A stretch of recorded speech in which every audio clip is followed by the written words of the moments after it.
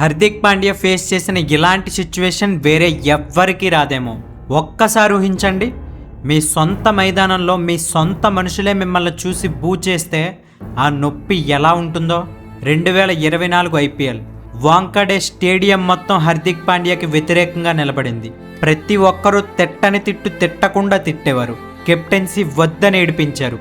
ఇదంతా చూసి హార్దిక్ ముఖం మీద నవ్వున్నా గుండెలో ఎంత బాధ ఉందో ఆ దేవుడికి తెలుసు. అందరూ అతని పని అయిపోయింది అనుకున్నారు, కానీ కాలం చాలా బలమైనది.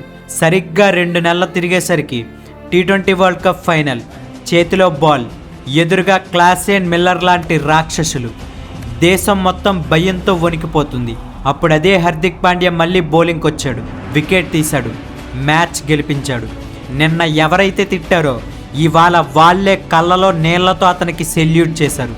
ఈవెన్ మన టీమిండియా కెప్టెన్ రోహిత్ శర్మ కూడా హార్దిక్ పాండ్యాకు గర్వంతో ముద్దు పెట్టాడు.